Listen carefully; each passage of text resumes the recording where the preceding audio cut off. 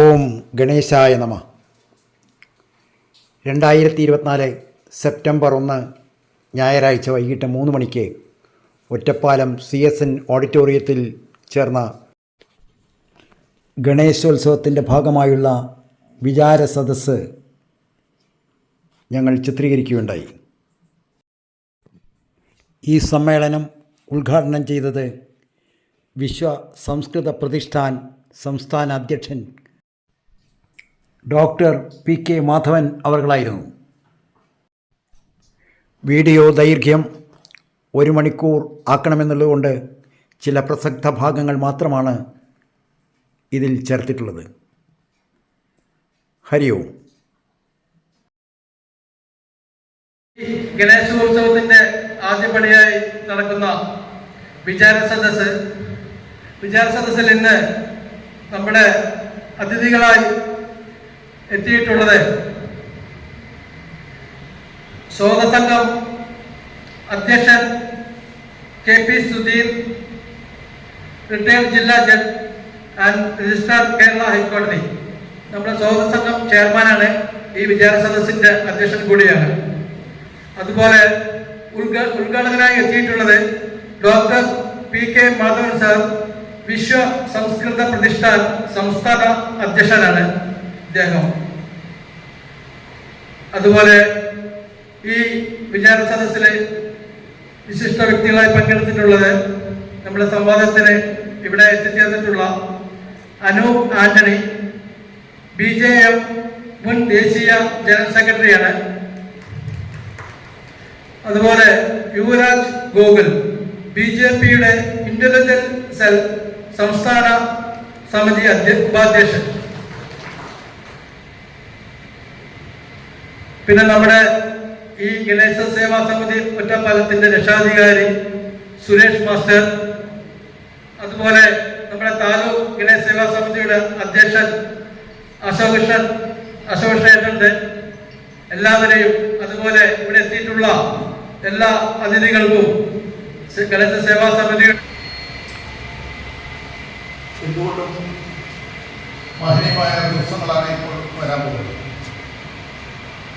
നമുക്ക് ഏറ്റവും സന്തോഷമുണ്ടാകുന്ന കാര്യം ഇവിടെ നിന്ന് വേദിയിൽ ഉപവിഷ്ടരായ മഹൽ വ്യക്തികൾ എത്തിച്ചേർന്നുള്ളതാണ്. ഇന്നിവിടെ നമ്മൾ ചർച്ച ചെയ്യാൻ പോകുന്ന വിഷയം അവരുടെ കയ്യിൽ ഭദ്രമാണ്. നമ്മുടെ സ്വകാര്യ അഹങ്കാരമായ ഡോക്ടർ മുകുന്ദൻ സാർ ഒരുപക്ഷെ ഒറ്റപ്പാലത്ത് ആരുമായിട്ട് പ്രസിഡന്റിൽ നിന്ന് ഡീലിംഗ് ബിരുദം, അനുമോദനം, ശുഭേച്ഛ ഏക വ്യക്തി അദ്ദേഹമാണ്. അത്രയും ശ്രേഷ്ഠമായിട്ടുള്ള പ്രവൃത്തി പരിചയമുള്ള അദ്ദേഹം ഇവിടെ ഉദ്ഘാടനത്തിന് നമ്മൾ ഏറ്റവും അധികം നമുക്ക് സന്തോഷമുണ്ടാകുന്നുണ്ട്. അതുപോലെ തന്നെ നമ്മുടെ യുവ പ്രതിഭ പരിചയപ്പെടുത്തേണ്ട കാര്യമില്ല. ശ്രീ അനൂപ് ആന്റണി, ശ്രീ യുവരാജ്, ഇവിടെ നിത്യം നമ്മൾ ടിവിയിലും ചാനലിലും കണ്ടു പരിചയമുള്ളതാണ്. ഈ പരിപാടി ഭംഗിയായി വിജയിപ്പിച്ച് എല്ലാവരും ആത്മാർത്ഥതയോടുകൂടി ഇൻവോൾവ് ചെയ്ത് പങ്കെടുക്കണമെന്നൂടെ അപേക്ഷിക്കുന്നു. കൂടുതൽ സംസാരിക്കുന്നില്ല. നമുക്ക് കിട്ടിയ 3 പ്രാസംഗികന്മാർ ഗംഭീരമാരാണ്. അവർക്ക് എത്ര സമയം കിട്ടിയാലും നമുക്ക് നഷ്ടം വരുന്നില്ല. ചെറിയൊരു സൂചന, നമ്മൾ തുടങ്ങിയത് യൂണിറ്റി ആൻഡ് ഡൈവേഴ്സിറ്റി എന്നുള്ള ഒരു പ്രൊപ്പോസിഷനിലൂടെ മഹത്തരമായിട്ടുള്ള ആശയം. അത് നിലനിൽക്കുന്ന കാലത്തോളം നമ്മുടെ രാജ്യം സമൃദ്ധമായിരിക്കും, സ്വതന്ത്രമായിരിക്കും, ശക്തമായിരിക്കും. പക്ഷെ ചെറിയൊരു സൂചന, ഈ ഡൈവേഴ്സിറ്റിക്ക് വേണ്ടിയിട്ട് നമ്മുടെ യൂണിറ്റിയെ തകർക്കേണ്ട ഒരു ആവശ്യമുണ്ട്. അതൊരു വൈവിധ്യമാവില്ല. കൂടുതൽ ചർച്ച നമ്മുടെ പ്രാസംഗികത്തിൽ നിന്ന് നമ്മൾ കിട്ടുന്നതാണ്. എല്ലാ എല്ലാവിധ ആശംസകളും നേരുന്നു. നിങ്ങൾക്ക് എല്ലാവർക്കും അഭിവാദ്യങ്ങൾ. നന്ദി, നമസ്കാരം.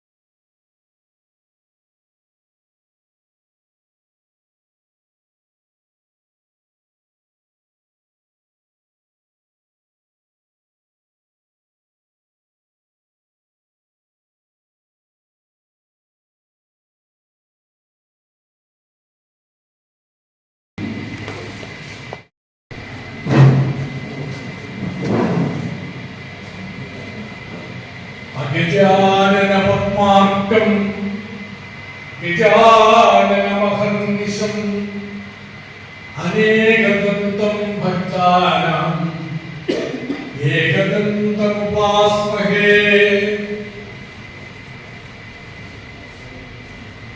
കുറ്റപ്പാലത്തെ ഏറ്റവും വലിയ മഹോത്സവമായി മാറിക്കഴിഞ്ഞിട്ടുള്ള ഗണേശോത്സവത്തിന്റെ ഈ വർഷത്തെ ആദ്യത്തെ പൊതു പരിപാടി വിചാര സദസ്സ് ഇവിടെ ആരംഭിക്കുകയാണ്. ഈ സദസ്സില് അധ്യക്ഷപദം അലങ്കരിക്കുന്ന ആദരണീയനായ ശ്രീ സുധീർ സാർ, അതുപോലെ ഇവിടെ പ്രഭാഷണം നടത്താനായിട്ട് നമ്മുടെ ക്ഷണമനുസരിച്ച് സന്നിഹിതരായിട്ടുള്ള ഭാരതത്തിലെ മുഖ്യധാരാ വിചിന്തന പദ്ധതിയിലെ പ്രമുഖന്മാരായിട്ടുള്ള യുവ സാന്നിധ്യത്തിൻ്റെ അഭിമാനികളായിട്ടുള്ള ശ്രീ അനൂപ് ആന്റണി, ശ്രീ യുവരാജ് ഗോകുൽ, വേദിയിൽ നമ്മളോടൊപ്പമുള്ള ഗണേശോത്സവ സമിതിയുടെ പദാധികാരികളായിട്ടുള്ള ശ്രീ സുരേഷ് മാസ്റ്റർ, അഡ്വക്കേറ്റ് അശോക് കൃഷ്ണൻ, വേദിയിൽ സന്നിഹിതരായിട്ടുള്ള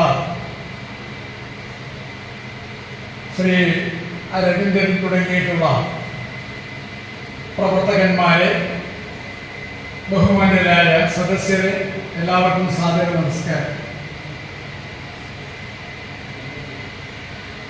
ഗണേശ വിഗ്രഹങ്ങളുടെ സ്ഥാപനവും പൂജയും നഗരപ്രദക്ഷിണവും അതിനോടനുബന്ധിച്ചുള്ള മറ്റുള്ള ആഘോഷ പരിപാടികളും പൊതു സമ്മേളനവും സാംസ്കാരിക സമ്മേളനവും ഏറ്റവും ഒടുവിലായുള്ള നിമജ്ജന ഘോഷയാത്രയും നിമജ്ജന പരിപാടികളുമൊക്കെ വരാനിരിക്കുന്നതേയുള്ളൂ.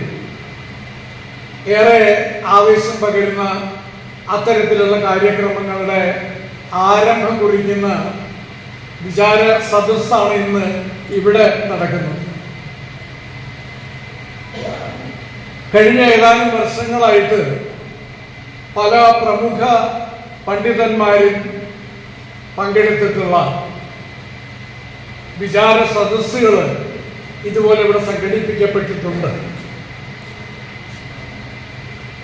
കാലിക പ്രാധാന്യമുള്ള പ്രധാന വിഷയങ്ങൾ പലതും വളരെ കൂലങ്കഷമായി പഠിക്കുകയും വിശകലനം ചെയ്യുകയും ഭംഗിയായിട്ട് അവതരിപ്പിക്കുകയും ചെയ്തു പോന്നിട്ടുള്ള ഒരു പാരമ്പര്യമാണ് ഈ വിചാര സദസ്സിൻ്റെ. ഈ പ്രാവശ്യം ഒരു പ്രത്യേക വിഷയം തന്നെ നമ്മൾ അതിനായിട്ട് തിരഞ്ഞെടുത്തിട്ടുണ്ട്. നേരത്തെ അധ്യക്ഷൻ സൂചിപ്പിച്ചതുപോലെ ഏകീകരണം നാടിൻ്റെ നന്മയ്ക്ക്, വിഘടനം നാടിൻ്റെ തിന്മയ്ക്ക് എന്നുള്ളതാണ് മുഖ്യ വിഷയമായിട്ട് നിർദ്ദേശിക്കപ്പെട്ടിട്ടുള്ളത്. ഏകീകരണം, ഏകത, ഐക്യം ഒരു വിഷയം, നാട് മറ്റൊരു വിഷയം. ഇത് രണ്ടും കൂടി യോജിപ്പിച്ചുകൊണ്ടാണ് പോകുന്നത്. നാട് എന്ന് പറയുമ്പോൾ നമ്മുടെ നാടൻ ഭാഷയിൽ നാട് എന്ന് പറഞ്ഞാൽ നമ്മുടെ ഗ്രാമമാണ്. കുറച്ചുകൂടി വലുതാക്കി പറഞ്ഞാൽ പുറമേയുള്ളവരൊക്കെ ചോദിക്കുമ്പോൾ നമ്മൾ പറയും അടുത്തുള്ള ഒരു നഗരത്തിന്റെ പേര് പറയും. അതാണല്ലോ ആളുകൾക്ക് എളുപ്പം മനസ്സിലാവുക. വീട് എവിടെയാന്ന് ചോദിച്ചാൽ ഒറ്റപ്പാലത്താണെന്ന് പറയും, അല്ലെങ്കിൽ പാലക്കാട്ടാണെന്ന് പറയും. കുറച്ചുകൂടി വലുതാവുമ്പോൾ കേരളമാണെന്ന് പറയും, കേരളത്തിൽ നിന്നാണെന്ന് പറയും. യഥാർത്ഥത്തില് നമ്മൾ ആരാ? നമ്മുടെ നാട് ഏതാ? നമ്മളൊക്കെ ഭാരതീയരാണ്. നമ്മുടെ നാട് ഭാരതമാണ്. അതാണ് നമ്മുടെ രാജ്യം, അതാണ് നമ്മുടെ രാഷ്ട്രം, അതാണ് നമ്മുടെ ജന്മഭൂമി, അതാണ് നമ്മുടെ മാതൃഭൂമി. രാഷ്ട്രം എന്നുള്ള സങ്കല്പം അടുത്ത കാലത്തൊന്നും ഉണ്ടായ ഒന്നല്ല. പലരും ദുർവ്യാഖ്യാനം ചെയ്ത് പറയാറുള്ളത് ഈ നാട് ഒന്നാണെന്നുള്ള ബോധം, ഭാരതം ഒരു രാഷ്ട്രം എന്ന ബോധം ഉണ്ടായത് വിദേശീയരായ ബ്രിട്ടീഷുകാരുടെ ഭരണകാലം മുതൽ കാണുന്നു. ശുദ്ധ വിഡ്ഢിത്തമാണ്. ഇവിടെ രാഷ്ട്രം എന്നുള്ള സങ്കല്പം ഉണ്ടായത് സഹസ്രാബ്ദങ്ങൾക്ക് മുൻപാണ്. വേറെ കാലഘട്ടത്തിന് മുതൽക്ക് രാഷ്ട്രം എന്ന സങ്കല്പം, രാഷ്ട്രം എന്ന പദം തന്നെ വേദത്തിൽ, ഋഗ്വേദത്തിൽ പ്രയുക്തമായിട്ട് വയം രാഷ്ട്രീയ ജാഗരിയാമ പുരോഹിത എന്ന് പറയുമ്പോൾ രാഷ്ട്രത്തില് അതിന്റെ അഗ്രേസരന്മാരായിട്ട് നമുക്ക് വർത്തിക്കണം എന്നാണ് സങ്കല്പം. ഇപ്പൊ രാഷ്ട്രമുണ്ട്. രാഷ്ട്രം എന്നുള്ളത് അതിന്റെ മൂലഭാഷയായ സംസ്കൃതത്തിന്റെ ശൈലിയിൽ പറഞ്ഞാൽ രാജ് എന്നൊരു ധാതുവിൽ നിന്ന്, ഒരു റൂട്ടിൽ നിന്ന് ഉണ്ടായിട്ടുള്ള വാക്ക്. ആ റൂട്ടില് അതിനോട് ഒരു സഫിക്സ്, ഒരു പ്രത്യയം ചേർക്കുന്നു, സ്ട്രൻ എന്നൊരു പ്രത്യയം. അപ്പൊ രാജ് പ്ലസ് സ്ട്രൻ, അതിൽ നിന്നാണ് ഈ രാഷ്ട്രം രൂപീകരണമാകുന്നത്. രാഷ്ട്രം ശബ്ദം വരുന്നത്, അതിന്റെ എറ്റിമോളജി അങ്ങനെ. അപ്പൊ അത്രയും സുചിന്തിതമായ ഒരു ശബ്ദം, ഒരു പ്രയോഗം നമ്മുടെ നാട്ടില് സഹസ്രാബ്ദങ്ങൾക്ക് മുൻപ്. വേദങ്ങളുടെ കാലഘട്ടം എന്ന് പറയുന്നത് BC 5-ാം നൂറ്റാണ്ടോ 6-ാം നൂറ്റാണ്ടോ, അതിനൊപ്പം BC 10-ാം നൂറ്റാണ്ട് വരെ ആകാമെന്നാണ് ജ്യോതിശാസ്ത്രത്തിന്റെയും മറ്റും അടിസ്ഥാനത്തില് പ്രാമാണികന്മാരായ പല പണ്ഡിതന്മാരും ഗണിച്ച് വെച്ചിട്ടുണ്ട്. ഏറ്റവും ചുരുങ്ങിയത് നമ്മൾ പറയുമ്പോൾ 5000 വർഷത്തെ പാരമ്പര്യം എന്ന് നമ്മുടെ ചരിത്രകാരന്മാര്, ആധുനിക കാല ചരിത്രകാരന്മാർ വരെ പറയാറ്. കുറച്ചു കാലങ്ങൾക്ക് മുൻപ് 5000 years of പാകിസ്ഥാൻ എന്ന് പറഞ്ഞൊരു പുസ്തകം പ്രസിദ്ധീകരണമായിരുന്നു. പാകിസ്ഥാന്റെ 5000 years, 5000 വർഷങ്ങൾ. നമുക്കറിയാം പാകിസ്ഥാൻ ഒരു രാജ്യം ഉണ്ടായിട്ട് 100 വർഷമായിട്ടില്ല. 1947-ലാണ് ഉണ്ടായത്. അതിനെയാണ് നമ്മൾ പറയുന്നത് ഗ്രന്ഥകാരൻ 5000 years of പാകിസ്ഥാൻ വിശേഷിക്കും. അപ്പൊ ഏതാ ഈ ബാക്കിയുള്ള 5,000-ലെ ഭാഗങ്ങൾ? ഭാരതത്തിനും പാകിസ്ഥാനും ബംഗ്ലാദേശിനും എല്ലാം അവകാശപ്പെട്ട മഹത്തരമായ ആ പാരമ്പര്യമാണ് പൈതൃകമാണ്. അതിന് നൂറ്റാണ്ടുകളുടെ അല്ല, സഹസ്രാബ്ദങ്ങളുടെ പഴക്കം. അന്ന് മുതൽക്ക് ജാഗ്രതായ ഒരു രാഷ്ട്ര സങ്കല്പം, രാഷ്ട്ര ചേതന ഇവിടെ ഉണ്ട്. മറ്റ് പല രാഷ്ട്രങ്ങളും ആ കാലഘട്ടത്തിൽ ഉണ്ടായിരുന്ന അതിന്റെ ചൈതന്യം നഷ്ടപ്പെട്ട് നാമമാത്രമായിട്ട് നിലനിൽക്കുകയും രേഖപ്പെടുത്തപ്പെടുകയും ചെയ്യുന്ന സ്ഥിതിയിലാണ്. നമ്മുടെ രാഷ്ട്രം ഇന്നും അന്നത്തെ പോലെ തന്നെ അതിന്റെ പൂർണ്ണ ചൈതന്യത്തോടു കൂടി നിലനിൽക്കുന്നു എന്നുള്ളത് ഒരു മഹാത്ഭുതം. ഒരു രാഷ്ട്രം അതിന്റെ സംസ്കാരം, അതിന്റെ പൈതൃകം, അതിന്റെ അതിപ്രാചീനതമമായ ഭാഷ, ആചാര പദ്ധതികൾ, ഇതൊക്കെ കാലോചിതമായ ചെറിയ ചെറിയ മാറ്റങ്ങൾ ഉണ്ടെങ്കിലും കൃത്യമായ അനുസ്യൂതതയോടെ ഈ കാലഘട്ടം വരെ നിലനിൽക്കുന്നു എന്നുള്ളത് തന്നെ ഒരു മഹാത്ഭുതമാണ്. ഈ രാഷ്ട്രമാണ് അന്ന് ലോകത്തിന് മുഴുവനും അറിവിന്റെ വെളിച്ചം പകർന്നു കൊടുത്തത്. ഇവിടെ വന്നിട്ടാണ് എല്ലാവരും പഠിച്ചത്. നശിപ്പിക്കപ്പെട്ട, ഈയിടെ പുനരുജ്ജീവിപ്പിക്കപ്പെട്ട നാളന്ത പോലെയുള്ള സർവകലാശാലകളുടെ ചരിത്രം നമ്മുടെ മുന്നിൽ.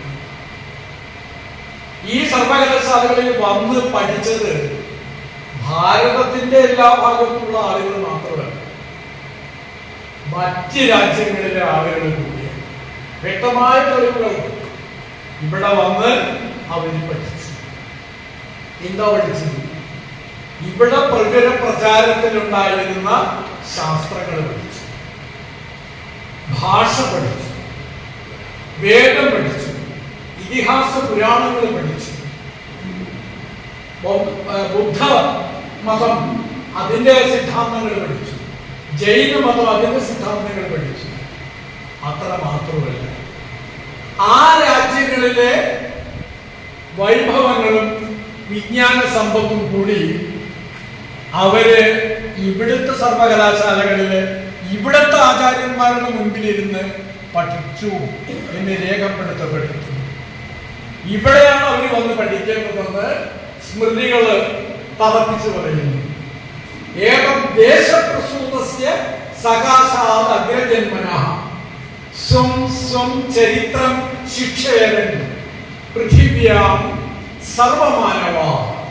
ഈ പൃഥിവിയിലും ഭൂമിയിലുള്ള ഏത് രാജ്യത്തെ ആളായിക്കോട്ടെ, ഏത് രാഷ്ട്രത്തിലെ ആളായിക്കോട്ടെ, ആ വ്യക്തി, ആ വിദ്യാർത്ഥി ഇവിടെ വന്ന് ഇവിടത്തെ ആരാധ്യരായ ആചാര്യന്മാരുടെ മുന്നിൽ ഇരുന്നാണ് ആ ശാസ്ത്രങ്ങളും അവരുടെ രാഷ്ട്രങ്ങളിലെ ചരിത്രവും കൂടി പഠിക്കേണ്ടത്. അതൊക്കെ പഠിപ്പിക്കാൻ പറ്റിയ ഗുരുകുലങ്ങള്, വിശ്വവിദ്യാലയങ്ങള്, ആചാര്യവര്യന്മാരെ ഉണ്ടായിരുന്നത് കൊണ്ട് ഈ രാഷ്ട്രം അതിന്റെ എല്ലാ വൈഭവത്തോടു കൂടി എല്ലാ പൈതൃകവും നിലനിർത്തിക്കൊണ്ട് തന്നെ സഹസ്രാബ്ദങ്ങളായിട്ട് ഇങ്ങനെ വന്നുകൊണ്ടിരിക്കും. ആ കാലം മുഴുവൻ എടുത്തു നോക്കുമ്പോഴും സാധാരണ എല്ലാവരും പറയാറുള്ള ഏകത, ഐക്യം ഇവിടെ പ്രകടമായി കാണാം. നാനാത്വത്തിലെ ഏകത്വം നേരത്തെ പരാമർശിച്ച പോലെ യൂണിറ്റി ഇൻ ഡൈവേഴ്സിറ്റി വ്യാഖ്യാനിച്ച് യൂണിറ്റി അപ്രധാനവും ഡൈവേഴ്സിറ്റി പ്രധാനവുമാണെന്നുള്ള മാതിരി ആക്കി തീർത്തിരിക്കുകയാണ് ചില വക്രബുദ്ധികളായ ചരിത്രകാരന്മാർ. വാസ്തവത്തില് മഹർഷിമാരും ആചാര്യന്മാരും പറഞ്ഞത് ഈ നാനാത്വത്തിന്റെ ഉള്ളില് വിരാജിക്കുന്ന ഏകത്വം കാണണമെന്നാണ്. ആ ഏകത്വത്തെ ദർശിക്കലാണ് വിദ്യാഭ്യാസത്തിന്റെയും ഗവേഷണത്തിന്റെയും ആത്യന്തിക ലക്ഷ്യം. എന്തിന്റെയും ഉള്ളിലുള്ള ഏകത്വം. ഇവിടെ പല ഭാഷകളും സംസാരിക്കുന്നു, പല ആചാരങ്ങളും കൊണ്ട് നടക്കുന്നു, പലതരത്തിലുള്ള ആരാധനാ പദ്ധതികളും അനുവർത്തിക്കുന്നു, പല രാജ്യങ്ങളായിട്ട് വിഭജിക്കപ്പെടുന്നു. പക്ഷേ അതിനൊക്കെ അപ്പുറം ഒരു ഐക്യം. പറയുന്ന ഒരു കാലഘട്ടത്തില് 56 രാജ്യങ്ങള്, ചെറിയ രാജ്യങ്ങൾ ഉണ്ടായിരുന്നു. ഈ 56 ചെറിയ രാജ്യങ്ങളിലെ രാജാക്കന്മാരും അല്ലെങ്കിൽ ഇടപ്രമുഖന്മാരും ഒന്നിച്ചു കൂടാറുണ്ട്. നമ്മൾ ആഘോഷിക്കാൻ പോകുന്ന ഓണം, തിരുവോണം, ചിങ്ങമാസത്തിലെ തിരുവോണത്തിന് കേരളത്തിന്റെ മധ്യഭാഗത്തുള്ള എറണാകുളം ജില്ലയിലുള്ള തൃക്കാക്കര വാമനമൂർത്തി ക്ഷേത്രത്തിലെ ഉത്സവത്തിന്റെ സന്ദർഭത്തില് ഈ കേരളം മുഴുവനുള്ള മുഴുവൻ രാജാക്കന്മാരും ഒത്തുകൂടാറുണ്ട്. 28 ദിവസമാണ് അവിടെ ഉത്സവം. പഴയ കണക്കിൽ ഇപ്പൊ 10 ഈ 28 ദിവസത്തെ ഉത്സവത്തില് ഒരു രാജാവിന് ഒരു ദിവസത്തെ ചുമതല കൊടുക്കാൻ സാധിക്കാതെ വന്നു. അതുകൊണ്ട് ഒരു ദിവസത്തെ ചുമതല 2 രാജാക്കന്മാർക്ക് കൂടി കൊടുത്ത ചരിത്രമുണ്ട്. അപ്പോ ഇവിടെ വന്നു ഒന്നായി പല രാജാക്കന്മാര്, പല അതിർത്തികള്, പലതരത്തിലുള്ള യുദ്ധങ്ങള്, പലതരത്തിലുള്ള വേർതിരിവുകളും ഒക്കെ ഉണ്ടായിരുന്നപ്പോഴും രാജ്യത്തിന്റെ പൊതുവായിട്ടുള്ള ഒരു മഹോത്സവം വരുമ്പോ, പൊതുവായൊരു കാര്യം വരുമ്പോ ഒന്നിക്കുന്ന കാഴ്ച ഈ കേരളത്തിലുണ്ട്. വ്യാസഭഗവാൻ മഹാഭാരതത്തിൽ രേഖപ്പെടുത്തിയിരിക്കുന്നു, യുധിഷ്ഠിര മഹാരാജാവിന്റെ രാജസൂയ മഹായാഗത്തില് ഭാരതത്തിന്റെ എല്ലാ ഭാഗത്തുമുള്ള രാജാക്കന്മാരും പങ്കെടുത്തു. കുരുക്ഷേത്ര മഹായുദ്ധത്തില് കേരളത്തിലെ രാജാവ് പടയും മനെ പങ്കെടുത്തിട്ടുണ്ട്. ഇപ്പൊ ഒന്നാണ് ഭാരതം, ഒന്നാണ്. അതുകൊണ്ടാണ് ഉത്തരം യത് സമുദ്രസ്യ ഹിമാദ്രേശ്ചൈവ ദക്ഷിണം വർഷം തത് ഭാരതം നാമ എന്ന് മഹർഷിമാര് കൃത്യമായി എഴുതി വെച്ചു. ഉത്തരം യത് സമുദ്രസ്യ, സമുദ്രത്തിന്റെ വടക്കേ ഭാഗത്ത്, ഹിമാദ്രേശ്ചൈവ ദക്ഷിണം, ഹിമാലയ പർവ്വതത്തിന്റെ തെക്ക് ഭാഗത്തായി സ്ഥിതി ചെയ്യുന്ന ആ വർഷമാണ്, ആ ദേശമാണ് ഭാരതം. അപ്പൊ ഇങ്ങനൊരു രാജ്യവും രാഷ്ട്രവും അതൊരു അതിമഹത്തായ വിജ്ഞാന സമ്പത്തും പൈതൃകവും പാരമ്പര്യവും സംസ്കാരവും. ആ സംസ്കാരം എന്നും എന്നും അതിന്റെ പൂർണ്ണ ശോഭയോടുകൂടി ഇവിടെ നിലനിന്നിട്ടുണ്ട്. ആ സംസ്കാരത്തിന്റെ കാതലായിട്ടുള്ള അംശം, ആചാരങ്ങളുടെയും ഭാഷകളുടെയും ഒക്കെ അപ്പുറത്തുള്ള ഏകതയുടെ അടിസ്ഥാനമായിട്ടുള്ള ആധ്യാത്മികമായ ഐക്യമാണ്. സ്പിരിച്വാലിറ്റിയാണ്, ആധ്യാത്മികതയാണ് നമ്മുടെ ഈ പൈതൃകത്തിന്റെ കാതലായിട്ടുള്ള അംശം. ഏത് പേരിൽ ഈശ്വരനെ ആരാധിച്ചാലും വിരോധമില്ല, എവിടെ പോയി ആരാധിച്ചാലും വിരോധമില്ല. സൂര്യനെ ആരാധിച്ചാലും വേണ്ടില്ല, വൃക്ഷത്തിനെ പൂജിച്ചാലും വേണ്ടില്ല, വിഷ്ണുവിനെ പൂജിച്ചാലും വേണ്ടില്ല, ശിവനെ പൂജിച്ചാലും വേണ്ടില്ല. ഏത് പേര് പറഞ്ഞ് എങ്ങനെ ആരാധിച്ചാലും എല്ലാ ആരാധനയും ചെന്നെത്തുന്നത്, എല്ലാ നമസ്കാരവും ചെന്നെത്തുന്നത് ഒരേ ഒരു സ്ഥലത്താണെന്ന് ആചാര്യന്മാരോടൊക്കെ പ്രഖ്യാപിച്ചു. അതുകൊണ്ട് തന്നെ ബുദ്ധമതം വന്നാലും, ജൈനമതം വന്നാലും, സിഖ് മതം വന്നാലും, ക്രിസ്തു മതം വന്നാലും, ഇസ്ലാം മതം വന്നാലും, പാഴ്സികളുടെ മതം വന്നാലും ഇവിടെ ഒരു വിഷമവുമില്ല, ഒരു പ്രശ്നവുമില്ല. അവര് വേറെ ചില ആചാരങ്ങളാണ്, വേറൊരു പേരിലാണ് ഈശ്വരനെ സ്തുതിക്കുന്നത് എന്ന് മാത്രമേ ഉള്ളൂ. കാര്യമൊക്കെ ഒന്ന്. നമ്മൾ ഗണേശൻ എന്ന് പറയണം, ഗണേശ ശരണം എന്ന് പറയണം. ഈ ഗണേശന്റെ മാറ്റി സുബ്രഹ്മണ്യം എന്ന് പറഞ്ഞാലും, ഭഗവതി എന്ന് പറഞ്ഞാലും, അയ്യപ്പൻ എന്ന് പറഞ്ഞാലും നമുക്കൊരു ഭേദവും ഒരു മാറ്റവും ഒരു വ്യത്യാസം.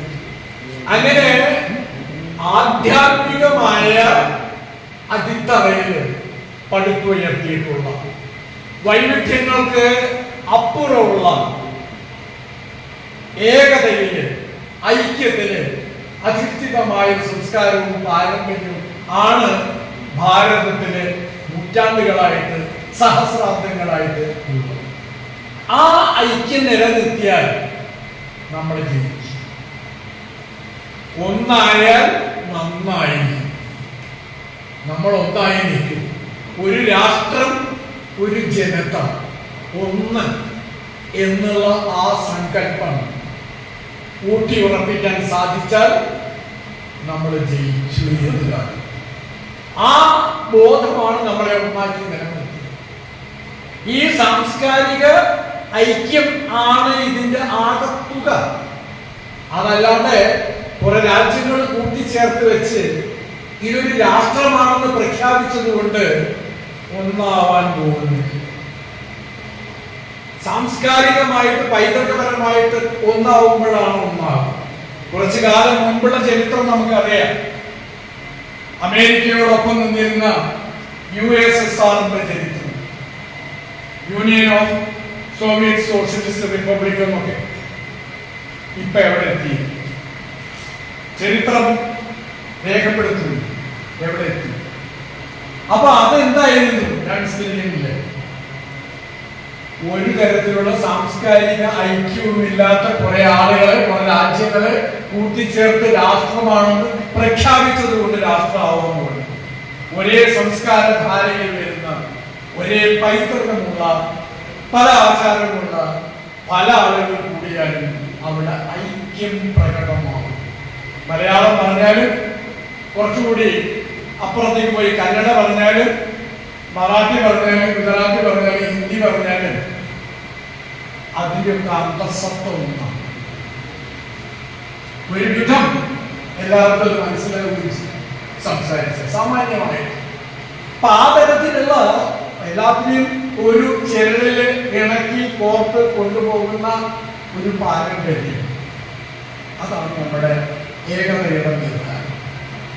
ആ ഐക്യത്തിന് ശിഥിലത ഉണ്ടാവാതെ നോക്കേണ്ടത് നമ്മുടെയൊക്കെ കടമ. ഒരു കാലഘട്ടത്തില് വിഘടനവാദത്തിന്റെ എല്ലാ വിത്തുകളും മുളപ്പിക്കാൻ ശ്രമിക്കപ്പെട്ട ഒരു രാജ്യമാണ്, സംസ്ഥാനമാണ് കേരളം. സ്വാതന്ത്ര്യ ലബ്ധിയുടെ കാലഘട്ടത്തിൽ തന്നെ ഇതിനെ ചുരുങ്ങിയത് 16 രാഷ്ട്രങ്ങളെങ്കിലും ആണെന്നൊക്കെ പറഞ്ഞ മൂഢമതികൾ ഉണ്ടായത് കേരളത്തിലാണ്. 16 ആയിട്ടെങ്കിലും വിഭജിക്കണമെന്നൊക്കെ പറഞ്ഞു. ഇപ്പോ അതിന്റെ പുതിയ പതിപ്പുകൾ വരികയാണ്. ഉത്തര ഭാരതം വേറെയാണ്, ദക്ഷിണ ഭാരതം വേറെയാണ്. ഇത് കുറച്ചു കാലം മുൻപ് ആര്യൻ ദ്രാവിഡൻ എന്നൊക്കെ പറഞ്ഞ് ശ്രമം തുടങ്ങിയ പ്രസ്ഥാനങ്ങളുടെ പിന്തുടർച്ച തന്നെയാണ്. ആര്യൻ എന്നുള്ളത് ഒരു വർഗബോധകമായ ശബ്ദമാണെന്ന് നുണ പറഞ്ഞ് പ്രചരിപ്പിക്കാൻ ശ്രമിച്ചു. ആര്യൻ എന്നുള്ള പദം വേദകാലഘട്ടം മുതലുള്ള പ്രചാരത്തിലുള്ളതാണ്. ആര്യ ശബ്ദത്തിന് ശ്രേഷ്ഠൻ, ജ്യേഷ്ഠൻ, ബഹുമാന്യനായ വ്യക്തി എന്നാണ്. ആ ശബ്ദം സംസ്കൃത ഭാഷയില് പുല്ലിംഗമായിട്ടും സ്ത്രീലിംഗമായിട്ടും നപുംസകലിംഗമായിട്ടും പ്രയോഗിക്കാറുണ്ട്. പുല്ലിംഗത്തില് ആര്യ, സ്ത്രീലിംഗത്തിൽ ആര്യ, നപുംസകലിംഗമായിട്ട് ആര്യം. മാസ്കുലിൻ ആയാലും ഫെമിനിൻ ആയാലും ന്യൂട്രൽ ജെൻഡർ ആയാലും ഈ ശബ്ദമുണ്ട്. അവിടെയൊക്കെ താല്പര്യം ശ്രേഷ്ഠം എന്നാണ്. ശ്രേഷ്ഠൻ, ശ്രേഷ്ഠ, ശ്രേഷ്ഠമായത് എന്ന്. ഒരു വർഗവാചകമല്ല, ജാതി ബോധകമല്ല, മതബോധകമല്ല, പ്രദേശബോധകമല്ല, എല്ലാവർക്കും ബാധകമായിട്ടുള്ള ശബ്ദം. ധാരാളം പ്രയോഗത്തിലുള്ള വൈദിക വാങ്മയം മുതലുള്ള ആധുനിക കാലഘട്ടത്തിലെ സംസ്കൃത സാഹിത്യം വരെ നോക്കിയാൽ കൃത്യമായിട്ട് കാണാൻ സാധിക്കുന്നതാണ്. അതുകൊണ്ടുപോയി ഒരു വർഗവാചകമാണെന്നാക്കാൻ ശ്രമിച്ചു. അതുപോലെ ദ്രാവിഡ ശബ്ദം, ദ്രവിഡ ദേശത്ത് കേരളീയര് എന്ന് പറയുമ്പോൾ ദ്രവിഡ ദേശത്തുള്ളവര്, ദ്രവിഡ രാജ്യത്തുള്ളവരുടെ ആ രാജ്യവാചകമായിട്ടുള്ള ശബ്ദമാണ് ആ പ്രദേശത്തുള്ളതാണ്. നമ്മൾ ഒറ്റപ്പാലത്തുകാരാണ് എന്ന് പറയുന്നു, തിരുവനന്തപുരത്തുകാരാണ് എന്ന് പറയുന്നതാണ്. അതിന് സംസ്കാരമായിട്ടോ മതവുമായിട്ടോ ജാതിയുമായിട്ടോ വർഗവുമായിട്ടോ ഒരു ബന്ധമില്ല. ഇതിനൊക്കെ വിഘടനത്തിന് വേണ്ടി സമർത്ഥമായിട്ട് ഉപയോഗിക്കുകയാണ് പലരും ചെയ്യുന്നത്. അത് അനൈക്യത്തിന്റെ വിഘടനത്തിന്റെ വിത്ത് പാകാൻ വേണ്ടി ബോധപൂർവം ചില ആളുകൾ ചെയ്യുന്നുണ്ട്.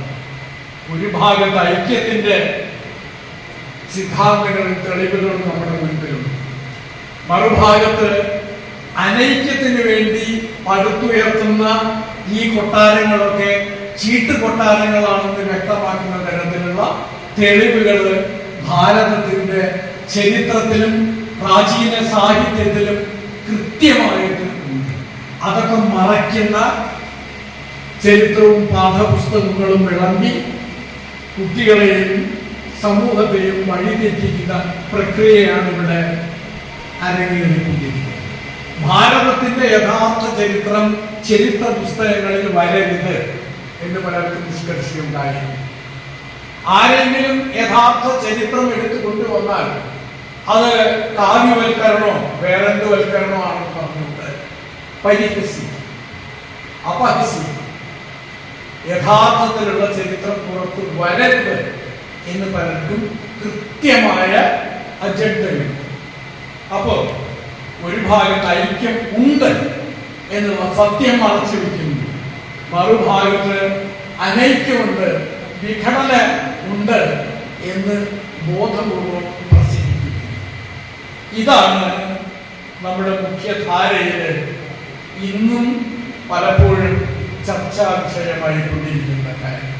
എത്രയോ പുസ്തകങ്ങൾ എഴുതപ്പെട്ടിട്ടുണ്ട്. ഇൻവേഷൻ എന്ന് പറഞ്ഞ് the invasion that never was എന്ന് പറഞ്ഞ് പ്രമുഖങ്ങളായ പഠന ഗവേഷണ പ്രബന്ധങ്ങളും പുസ്തകങ്ങളും വന്നിട്ടുണ്ട്. എന്നിട്ടും പിന്നെ അതേ നുണ ആവർത്തി. ഈ നുണ പറയല് സങ്കടകരമായ ഒരു സത്യം തുടങ്ങുന്നത് നമ്മുടെ നാട്ടിൽ നിന്നാണ്, കേരളത്തിൽ നിന്നാണ് എന്നുള്ളത്. എനിക്ക് അധികം ദീർഘിപ്പിക്കാൻ താല്പര്യമില്ല. വളരെ അധികം ആഴത്തിൽ ഈ വിഷയങ്ങൾ പഠിച്ചിട്ടുള്ള ഇന്നത്തെ യുവജനങ്ങളുടെ ഇടയിൽ ഏറ്റവും പ്രസിദ്ധരായിട്ടുള്ള രണ്ട് പ്രഭാഷകന്മാർ നമ്മുടെ കൂടെയുണ്ട്. വർത്തമാനകാല യാഥാർത്ഥ്യങ്ങൾ അവര് കൂടുതലായിട്ട് പഠിച്ചിട്ടുള്ള ആളുകളാണ്. അവരുടെ വിശദീകരണങ്ങൾക്ക് മുൻപിലുള്ള ഒരു ഇൻട്രൊഡക്ഷനായിട്ട് ഒരു പൂർവ്വ പീഠികയായിട്ട് കുറച്ച് പ്രാചീന കാലഘട്ടത്തിലെ കാര്യങ്ങൾ സൂചിപ്പിക്കുക എന്നുള്ളതാണ് ഞാൻ ചെയ്യാൻ ശ്രമിച്ചത്. ഏതായാലും ഇങ്ങനൊരു വിഷയം ചർച്ച ചെയ്യുന്നത് സന്ദർഭോചിതമാണ്. പ്രത്യേകിച്ച് ഈ നോർത്തും സൗത്തും ഉത്തരഭാരതവും ദക്ഷിണ ഭാരതവും വേർപെടുത്തപ്പെടേണ്ടതാണെന്ന മാതിരിയുള്ള വിഘടനവാദങ്ങൾ പല കോണുകളിൽ നിന്നും ഉയർന്നു വരുന്ന ഈ വർത്തമാന കാലഘട്ടത്തിൽ ഐക്യം, ഏകത അതാണ് പരമപ്രധാനമായിട്ടുള്ളത്. അനൈക്യവും വിഘടനവും അല്ല, ഒന്നാവുകയാണ് വേണ്ടത്. നൂറ്റാണ്ടുകൾ പഴക്കമുള്ള മഹർഷിമാരുടെ സന്ദേശം ഐക്യത്തിന്റെ. എത്ര വിശ്വം ഭവത്തി ഏക നീടം എന്നവർ വിഭാവന ചെയ്തു. വിശ്വം, ഈ ലോകം മുഴുവനും തന്നെ ഏക നീട്, ഒരു നെസ്റ്റ്, ഒരു ചെറിയ പക്ഷിക്കൂട് പോലെ ആയിട്ട്, പക്ഷിക്കൂടായിട്ട് തുടങ്ങിയല്ല, ഒരു കൂടിനുള്ളിൽ എങ്ങനെ തള്ളപ്പക്ഷിയും പക്ഷിക്കുട്ടികളും എല്ലാവരും കൂടി ഒന്നിച്ച് ഒന്നായിട്ട് ഐക്യത്തോടെ സ്നേഹത്തോടെ വർദ്ധിക്കുന്നു. അതുപോലെ ഈ വിശ്വം മുഴുവനും ഏകോദര സഹോദരങ്ങളായിട്ട് വർദ്ധിക്കുന്ന വലിയ സങ്കല്പങ്ങളാണ് മഹർഷിമാർ നമ്മുടെ മുമ്പിൽ വെച്ചിരിക്കുന്നത്. ലോകം ഒന്നാവണമെങ്കിൽ ആദ്യം രാഷ്ട്രങ്ങൾ ഒന്നാവും. രാഷ്ട്രത്തിലെ അന്തഛിദ്രങ്ങൾ അനൈക്യത്തിന്റെ പ്രവണതകൾ അവസാനിപ്പിച്ച് രാഷ്ട്രങ്ങളൊന്നും അത്രയും ശക്തിപ്പെടും. അങ്ങനെ ശക്തങ്ങളായ രാഷ്ട്രങ്ങൾ തമ്മിലാണ് ഐക്യവും സന്ധിയും യോജിപ്പും സഹവർത്തിത്വവും ഉണ്ടാകുന്നത്. അല്ലാണ്ട് ഒരു ദുർബലനും ഒരു പ്രബലനും തമ്മിൽ സന്ധി ഉണ്ടാവാൻ പോകുന്നത് അവിടെ കീഴടങ്ങലേ ഉണ്ടാവും. എല്ലാ രാഷ്ട്രങ്ങളും ശക്തമാണ്. അതിന്റെ മുന്നോടിയായിട്ട് ഭാരതം ശക്തമാവണം. നമ്മുടെ അഭിമന്യനായ പ്രധാനമന്ത്രി എപ്പോഴും ആവർത്തിച്ച് പറയുന്ന ഈ സമർത്ഥ ഭാരതത്തിന്റെ, ആത്മനിർഭര ഭാരതത്തിന്റെ അടിസ്ഥാനം ഐക്യം. ആ ഐക്യം ഊട്ടിയുറപ്പിക്കാൻ ഉള്ള ധീര പ്രവർത്തന പദ്ധതികൾക്ക് സഹായകമാകുന്ന തരത്തിൽ നമ്മുടെ വിചാരധാരയിൽ ഐക്യത്തിന്റെ സന്ദേശം ശക്തമായിട്ട് ഉറപ്പിക്കാൻ ഇതുപോലെയുള്ള വിചാര സദസ്സുകൾക്ക് തീർച്ചയായിട്ടും സാധിക്കും. ആ തരത്തിലുള്ള നല്ല കാൽവെപ്പ് എന്ന നിലയിൽ ഈ വിചാര സദസ്സ് സംഘടിപ്പിച്ച ഇതിന്റെ ഭാരവാഹികളെ എല്ലാവരെയും ഹൃദയപൂർവ്വം അഭിനന്ദിച്ചുകൊണ്ട് ഈ ചെറിയ വാക്കുകൾ ഉപസംഹരിക്കുന്നു. ശ്രീ ഗണേശായ നമഃ. ഗണേശോത്സവത്തിന്റെ ഭാഗമായി ഇന്നിവിടെ സംഘടിപ്പിച്ചിട്ടുള്ള ഈ വിചാര സദസ്സിന്റെ ബഹുമാന്യനായ അധ്യക്ഷൻ ശ്രീ സുധീർജി ഇന്ന് പ്രൗഢഗംഭീരമായ ഈ സദസ്സിനെ വളരെ വ്യക്തമായി കാലോചിതമായി വിഷയം നമ്മുടെ മുമ്പിൽ കൃത്യമായി അവതരിപ്പിച്ച പണ്ഡിതൻ കൂടിയായിട്ടുള്ള ഡോക്ടർ മാധവൻ സർ, എന്നോടൊപ്പം വിഷയം അവതരിപ്പിക്കാൻ വേണ്ടിയിട്ട് ഇവിടെ എത്തിയിട്ടുള്ള എന്റെ പ്രിയ സുഹൃത്ത് ശ്രീ യുവരാജ് ഗോകുൽ, അതുപോലെ തന്നെ വേദിയിലുള്ള ശ്രീ സുരേഷ് ജി, അശോക് കൃഷ്ണൻ ജി, ഈ പരിപാടിയിലേക്ക് എന്നെ ക്ഷണിച്ച ശ്രീ അരവിന്ദൻ ജി, ഒറ്റപ്പാലം ഗണേശോത്സവം സംഘാടക സമിതിയുടെ എല്ലാ പ്രിയപ്പെട്ട പ്രവർത്തകർക്കും ഇന്നിവിടെ ഈ പരിപാടിയിൽ പങ്കെടുക്കുന്ന എല്ലാവർക്കും എൻ്റെ വിനീതമായ നമസ്കാരം. വർഷങ്ങളായിട്ട് അരവിന്ദേട്ടൻ ഒറ്റപ്പാലത്തെ ഗണേശോത്സവത്തിന് പങ്കെടുക്കാൻ വേണ്ടിയിട്ട് എന്നെ ക്ഷണിക്കാറുണ്ട്. പക്ഷെ എന്തോ ഇപ്പോഴാണ് ദൈവം ആ അവസരം, ഗണേശ ഭഗവാൻ അവസരം എനിക്ക് നൽകിയത്. അതുകൊണ്ട് തന്നെ ഇന്നിവിടെ നിങ്ങളുടെ മുമ്പിൽ നിൽക്കുമ്പോൾ വളരെയധികം ചാരിതാർത്ഥ്യത്തോടു കൂടിയാണ് ഈ പരിപാടിയിൽ പങ്കെടുക്കുന്നത്. വർഷങ്ങളായിട്ടുള്ള ഒരു കാത്തിരിപ്പിന്റെ അവസാനം പോലെയാണ് എനിക്ക് തോന്നുന്നത്. അതുകൊണ്ട് തന്നെ വളരെയധികം സന്തോഷമുണ്ട്. ഒരിക്കൽ കൂടി അരവിന്ദനോട് ഞാൻ ഹൃദയത്തിന്റെ ഭാഷയിൽ നന്ദി പറയുകയാണ് ഈ പരിപാടിയിൽ എന്നെ ക്ഷണിച്ചത്. ഞാൻ വരുന്ന വഴിക്ക് എറണാകുളത്ത് എൻ്റെ ഒരു സുഹൃത്തിനെ കാണാൻ പോയി. ആ സുഹൃത്ത് വരുന്ന ദിവസം കോട്ടയത്തുള്ള ഒരു ഗണേശോത്സവം പരിപാടിയുടെ മുഖ്യാതിഥിയാണ്. അദ്ദേഹം എന്നോട് പറഞ്ഞു, താങ്കൾ പങ്കെടുക്കാൻ പോകുന്ന ഒറ്റപ്പാലം ഗണേശോത്സവം എന്ന് പറയുന്നത് എല്ലാവരും പങ്കെടുക്കണം എന്ന് ആഗ്രഹിക്കുന്ന ഒരു വലിയ മഹത് പരിപാടിയാണ്. അതുകൊണ്ട് എനിക്ക് കോട്ടയത്ത് പങ്കെടുക്കാനാണ് അവസരം ലഭിച്ചത്, താങ്കൾക്ക് ഒറ്റപ്പാലത്ത് പങ്കെടുക്കാനുള്ള വലിയൊരു സൗഭാഗ്യം ലഭിച്ചു. അതുകൊണ്ട് താങ്കൾ എന്നെക്കാളും സൗഭാഗ്യവാനാണ് എന്നൊരു പരാമർശം അദ്ദേഹത്തിന് കേട്ടിട്ട് കൂടിയാണ് ഞാൻ ഈ പരിപാടിയിൽ എത്തുന്നത്. കാരണം ഇന്ന് കേരളത്തിലുടനീളം ഗണേശോത്സവങ്ങൾ സംഘടിപ്പിച്ചു വരുന്നു, നല്ല കാര്യം തന്നെയാണ്. അതിൽ ഒറ്റപ്പാലത്തെ ഗണേശോത്സവത്തെ റോൾ മോഡലായി കാണുന്ന പലരും ഇന്ന് കേരളത്തിലുടനീളമുണ്ട്. പലരും എന്നോട് പറയാറുണ്ട്. അതുകൊണ്ട് തന്നെ ഒരിക്കൽ കൂടി ഒറ്റപ്പാലത്തെ ഗണേശോത്സവ സമിതിക്ക് എല്ലാവരുടെ ആശംസകളും ഞാൻ ഈ അവസരത്തിൽ നേരുകയാണ്.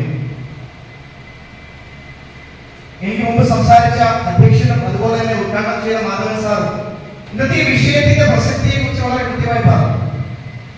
വളരെ സന്തോഷം ഇങ്ങനെ ഒരു വിഷയം ഇന്നിവിടെ നമ്മൾ ചർച്ച ചെയ്യുമ്പോൾ. കാരണം കാലോചിക പ്രസക്തിയുള്ള ഒരു വിഷയം കൂടിയാണ് നമ്മളിപ്പോൾ ചർച്ച ചെയ്യുന്നത്. പക്ഷെ അതോടൊപ്പം തന്നെ ഗണേശോത്സവം പോലൊരു പരിപാടിയുമായിട്ട് ഇതിന് വലിയൊരു മാനമുണ്ട്, ഒരു അർത്ഥമുണ്ട് ഈ ഒരു ചർച്ചയ്ക്ക് അല്ലെങ്കിൽ ഈ ഒരു വിഷയത്തിന്. എന്താണെന്ന് ചോദിച്ചു കഴിഞ്ഞാൽ, ഇപ്പൊ നമുക്കറിയാം ആധുനിക ഭാരതത്തില് ഏറ്റവും വലിയ യൂണിഫയർ, അതായത് ആധുനിക ഭാരതത്തെ ഒരുമിപ്പിക്കാൻ വേണ്ടിയിട്ട് അല്ലെങ്കിൽ ഒരു കുടക്കീഴിൽ നിർത്താൻ വേണ്ടിയിട്ട് ഏറ്റവും അധികം പരിശ്രമിച്ച ഒരു വ്യക്തിയുടെ പേര് ചോദിച്ചു കഴിഞ്ഞാൽ നമുക്കറിയാം സർദാർ വല്ലഭായ് പട്ടേലിന്റെ പേര് നമ്മളെല്ലാവരും ഓർക്കാണെന്ന് പറയാം. പക്ഷെ ഞാൻ കുറച്ചുകൂടി പിന്നിലേക്ക് പോവുകയാണ്. ഇതിനു മുമ്പ് ഭാരതത്തെ ഇതുപോലെ ഒരുമിച്ച് നിർത്താൻ വേണ്ടിയിട്ട് ശ്രമിച്ചിട്ടുള്ള നിരവധി മഹാപുരുഷന്മാർ, വീരപുരുഷന്മാർ ജന്മം കൊണ്ടിട്ടുള്ള ഒരു നാടാണ് ഭാരതം. നമുക്ക് ഛത്രപതി ശിവാജി മഹാരാജിന്റെ കഥ അറിയാം. പക്ഷെ ഞാൻ പറയാൻ വരുന്നത് ഛത്രപതി ശിവാജി മഹാരാജിന്റെ ജീവിതം പഠിക്കുമ്പോൾ അതിനകത്ത് ഗണേശോത്സവം. കാരണം മഹാരാഷ്ട്രയിൽ ഒരു കാലത്ത് വീഴിച്ചിരുന്ന പല സമൂഹങ്ങളെയും, പല ജാതികളെയും, പല മത ഹിന്ദു സമൂഹത്തിലുള്ള തന്നെ പല വിഭാഗങ്ങളെയും ഒരുമിച്ച് കൊണ്ടുവരാൻ വേണ്ടിയിട്ട് ഛത്രപതി ശിവാജി പോലും ഉപയോഗിച്ച ഒരു കാര്യം അന്ന് മഹാരാഷ്ട്രയിൽ നടത്തുന്ന ഗണേശോത്സവങ്ങളെ. പിന്നീട് ഇങ്ങോട്ട് വരുമ്പോൾ നമ്മൾ കണ്ടിട്ടുണ്ട് ബ്രിട്ടീഷുകാരുടെ കാലത്ത്, അതായത് കഴിഞ്ഞ നൂറ്റാണ്ടിൽ ഏകദേശം 1800കളുടെ അവസാനത്തിൽ ലോകമാന്യ ബാലഗംഗാധര തിലക് ഗണേശോത്സവത്തെ വളരെ കൃത്യമായി ഉപയോഗിച്ചത് നമ്മൾ വായിച്ചിട്ടുണ്ട്. അദ്ദേഹത്തിന്റെ കേസരി എന്ന് പറയുന്ന അദ്ദേഹത്തിന്റെ പത്രത്തിൽ കൂടി വളരെയധികം പ്രചാരണം കൊടുത്തുകൊണ്ട് മഹാരാഷ്ട്രയിൽ അങ്ങോളം ഇങ്ങോളം ഗണേശോത്സവം നടന്നു. ശരിയാണ്, ഗണേശ ഭഗവാനോടുള്ള നമ്മുടെ ഭക്തി അതൊരു വലിയ കാരണമാണ് ഈ ഗണേശോത്സവങ്ങൾക്ക്. പക്ഷെ ഞാൻ പറഞ്ഞു വരുന്നത് മറ്റൊരു മാനത്തെ കുറിച്ചാണ്. ആ മാനമാണ് അന്ന് ലോകമാന്യ ബാലഗംഗാധര തിലക് തന്റെ കേസരിയിലൂടെ, തന്റെ തൂലികയിലൂടെ മഹാരാഷ്ട്രീയ ജനങ്ങളോട് വിളിച്ചു പറഞ്ഞു. ആ മാനം ഇതാണ്. കാരണം നമുക്കെല്ലാം അറിയാം, ബ്രിട്ടീഷുകാർ കാരണം ഛിന്ന ഭിന്നമായി കിടന്ന ഹിന്ദു സമൂഹം, ഛിന്ന ഭിന്നമായി കിടന്ന ഭാരതീയ സമൂഹം, ആ ഭാരതീയ സമൂഹത്തെ ഒരുമിപ്പിച്ച് കൊണ്ടുവരാൻ വേണ്ടിയിട്ട് അദ്ദേഹം കണ്ട ഒരു നല്ല മാർഗം കൂടിയായിരുന്നു അത് ഗണേശോത്സവം.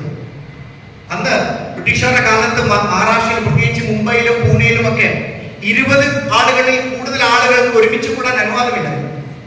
കൂടാമായിരുന്നു. ഒരു എക്സെപ്ഷൻ മാത്രം ബ്രിട്ടീഷുകാർ കൊടുത്തിട്ടുണ്ട്. വെള്ളിയാഴ്ച ദിവസങ്ങളിൽ ഉച്ചയ്ക്ക്. നമുക്കറിയാം എന്തിനു വേണ്ടിയിട്ടാണ്. അതിന് മാത്രം അനുവാദം ഉണ്ടായിരുന്നു. അപ്പോൾ ബാലഗംഗാധര തിലക് അതിനൊരു പരിഹാരം കണ്ടെത്തി.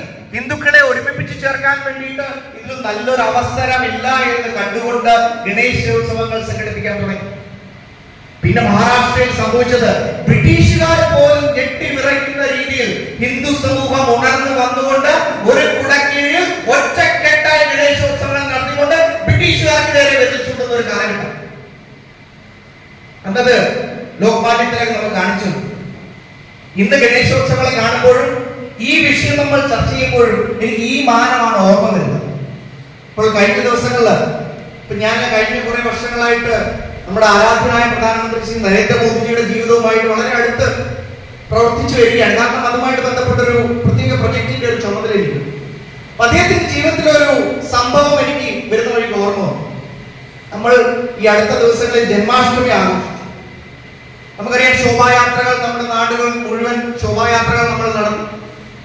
ഞാൻ അദ്ദേഹത്തിന്റെ ജീവിതത്തിലെ 1984 സംഭവിച്ച ഒരു സംഭവത്തെ കുറിച്ചാണ് പറയാൻ ആഗ്രഹിക്കുന്നത്. നമുക്കറിയാം, നരേന്ദ്രമോദി എന്ന് പറയുന്ന നമ്മുടെ ആരാധനായ പ്രധാനമന്ത്രിക്ക് രാഷ്ട്രീയ സ്വയംസേവക സംഘത്തിന്റെ പ്രചാരകനായി ജീവിതം നയിച്ചിരുന്ന ഒരു കാലഘട്ടം കൂടി ഉണ്ടായിരുന്നു. ഞാൻ ഈ പറയുന്ന കാലഘട്ടം എന്ന് പറയുന്നത് 80കളുടെ തുടക്കത്തിൽ നമ്മുടെ ആരാധനായ പ്രധാനമന്ത്രി ശ്രീ നരേന്ദ്രമോദിജി അന്ന് അഹമ്മദാബാദിൽ വിഭാഗ് പ്രചാരകനായി പ്രവർത്തിക്കുന്ന കാലഘട്ടം. അപ്പൊ അന്ന് അഹമ്മദാബാദിൽ നിന്ന് ഏകദേശം 100 കിലോമീറ്റർ ദൂരെ സബർകാട്ട എന്ന് പറയുന്ന ഒരു ജില്ലയുണ്ട്. ആ ജില്ലയിൽ പ്രാന്തിജ് എന്ന് പറയുന്ന ഒരു ചെറിയ സ്ഥലം, ഒരു ചെറിയൊരു ഇപ്പൊ ഒറ്റപ്പാലം പോലെ ഒരു ചെറിയൊരു നഗരമാണ് ഈ പ്രാന്തിജ്. വ്യക്തമായി കണ്ടിരുന്ന ഒരു സമൂഹമായിരുന്നു.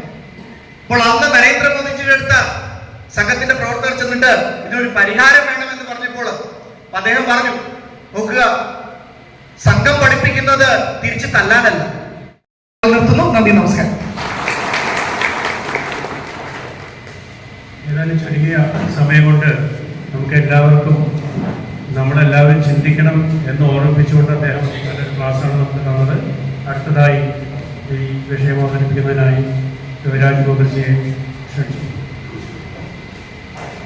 ഗണേശോത്സവ വേദി അതിഗംഭീരമായ ഒരു വിഷയമാണ് മുന്നോട്ട് വച്ചിരിക്കുന്നത്. ഏകീകരണം നാടിൻ്റെ നന്മയ്ക്ക്, വിഘടനം നാടിൻ്റെ തിന്മയ്ക്ക് എന്നുള്ളത്. ഈ ഭഗവാന്റെ അവതാരങ്ങൾ ഉണ്ടാകുന്ന സമയത്ത് ഈ ഭഗവാന്റെ അവതാരം വരുന്നതിന് മുമ്പ് ചില കാര്യങ്ങൾ നടക്കുക. പക്ഷെ ഭഗവാൻ മാത്രമായിട്ട് അവതരിച്ചു വരികയല്ല ഉണ്ടാവുക, പകരം കുറച്ച് കാര്യങ്ങളെല്ലാം കൂടി അങ്ങ് സംഭവിക്കാറുണ്ട്. ഉദാഹരണം, ശ്രീരാമാവതാരം ഉണ്ടാകുമ്പോൾ ശ്രീരാമൻ മാത്രമായിട്ടായിരിക്കില്ല വരിക. ഹനുമാന്റെ ഒരു ജനനം മറ്റൊരിടത്തുണ്ടായിട്ടുണ്ടാവും, രുദ്രാവതാരമായിട്ട്.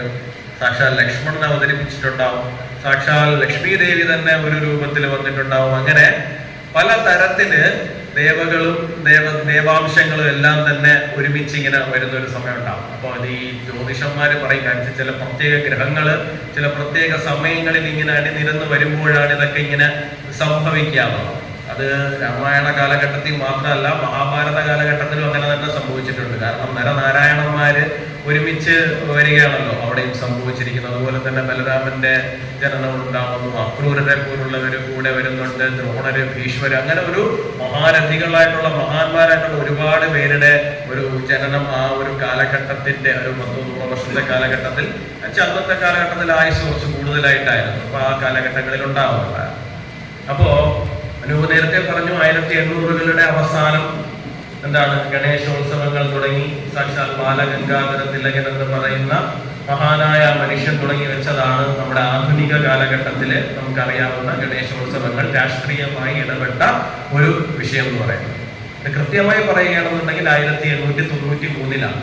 ഞാൻ അത് പറയാൻ വേണ്ടിയിട്ടാണ് ഇത്രയും പറഞ്ഞുകൊണ്ട്. കാരണം 1893 എന്ന് പറയുന്ന വർഷത്തിന് നമ്മുടെ രാഷ്ട്രത്തെ സംബന്ധിച്ചിടത്തോളം അതിഗംഭീരമായ പ്രാധാന്യമുണ്ട്. കാരണം ഒരിടത്ത് ബാലഗംഗാധര തിലകനെ പോലുള്ള ഒരാൾ ഭഗവത്ഗീത അരച്ചു കലക്കി പഠിച്ച് അതിനകത്ത് അത്രയേറെ ഭാഷ്യങ്ങൾ എഴുതിയ ഒരു മനുഷ്യൻ, സ്വാതന്ത്ര്യ സമര നായകനായി നിന്ന മനുഷ്യൻ, ഒരു പരിധിവരെ സവർക്കർക്ക് മുമ്പിൽ ഹിന്ദുത്വ എന്നുള്ളതിനെ ജനങ്ങളുടെ മുമ്പിലേക്ക് തിയററ്റിക്കലി അല്ല പ്രാക്ടിക്കലി മുമ്പോട്ട് വെച്ച മനുഷ്യൻ, പ്രാക്ടിക്കലി ജനങ്ങളുടെ ഇടയിലേക്ക് ഇറങ്ങുമ്പോൾ മറ്റൊരു വശത്ത് 1893 സെപ്റ്റംബർ മാസം 11-ാം തീയതി മുഴുവൻ തന്റെ വാക്കുകൾക്ക് മുൻപിൽ കീഴടക്കിക്കൊണ്ട് ഭാരതത്തിൽ നിന്ന് പോയ 30 വയസ്സുള്ള ഒരു യുവ സന്യാസി ചിക്കാഗോയിലെ ലോക മത സമ്മേളനത്തിൽ ലോകത്തിനെ മുഴുവൻ പ്രകമ്പനം കൊള്ളിക്കുകയായിരുന്നു. അതാണ് ഞാൻ നേരത്തെ പറഞ്ഞത്. ചില കാര്യങ്ങൾ, ചില ഗ്രഹങ്ങൾ ഒരുമിച്ച് വരുന്ന സമയത്ത്